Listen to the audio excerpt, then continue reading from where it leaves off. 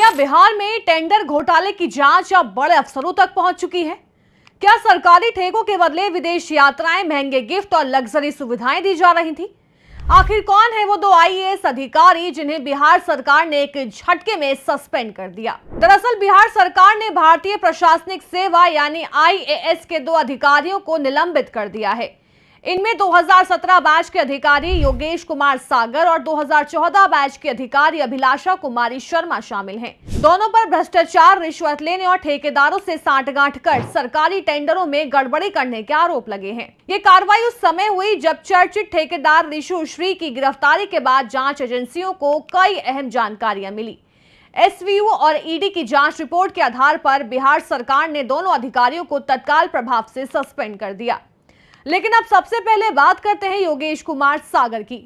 योगेश कुमार सागर मूल रूप से यूपी के बरेली के रहने वाले हैं। दिलचस्प बात यह है कि उन्होंने पहले डॉक्टर बनने का रास्ता चुना था। उन्होंने लखनऊ के किंग जॉर्ज मेडिकल यूनिवर्सिटी से एमबीबीएस की पढ़ाई की और डॉक्टर बने, लेकिन बाद में यूपीएससी की परीक्षा पास कर आईएएस अधिकारी बन गए। वर्तमान में वो बिहार के समाज कल्याण विभाग में निदेशक के पद पर तैनात थे। इससे पहले वो Bihar urban infrastructure development corporation यानी बुडको के प्रबंध निदेशक भी रह चुके हैं, लेकिन अब उन पर गंभीर आरोप लगे। जांच एजेंसियों का दावा है कि साल 2024 में योगेश कुमार सागर अपने परिवार और रिश्तेदारों के साथ यूरोप यात्रा पे गए थे। बताया जा रहा है कि इस यात्रा में करीब 22 लाख रुपए खर्च हुए थे और ये खर्च कथित तौर पर ठेकेदार रिशु श्री ने उठाया था। रिपोर्ट्स के अनुसार इस ट्रिप में ऑस्ट्रिया समेत कई यूरोपीय देशों की यात्रा शामिल थी।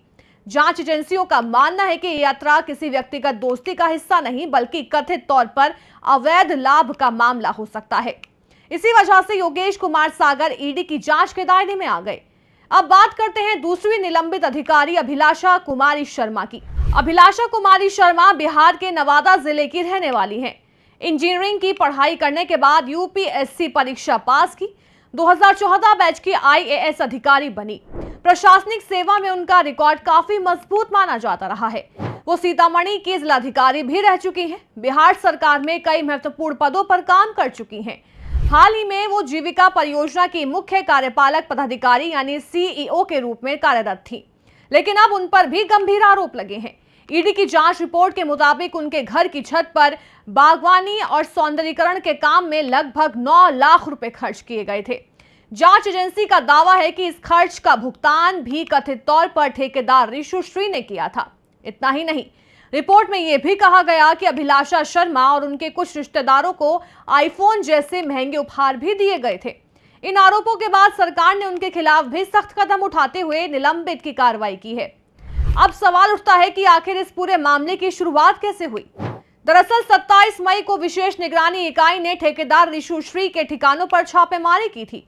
इस दौरान जांच एजेंसियों को भारी मात्रा में सोना, चांदी, हीरे के आभूषण, लाखों रुपए नकद और कई संपत्तियों से जुड़े दस्तावेज बरामद हुए।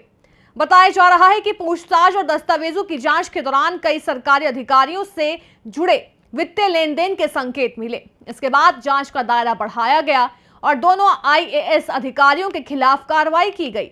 गौर करने वाली बात यह भी है कि ये इस मामले की पहली बड़ी कार्रवाई नहीं है। इससे पहले वरिष्ठ आईएएस अधिकारी संजीव हंस भी इसी तरह की जांच में घेरे में आ चुके हैं। उन पर भी मनी लॉन्ड्रिंग और भ्रष्टाचार से जुड़े आरोप लगे थे। अब जांच एजेंसियां ये पता लगाने की कोशिश कर रही हैं कि क्या टेंडर प्रक्रिया में बड़े स्तर पर अनियमितताएं हुई थी और क्या इसमें अन्य अधिकारी भी शामिल थे।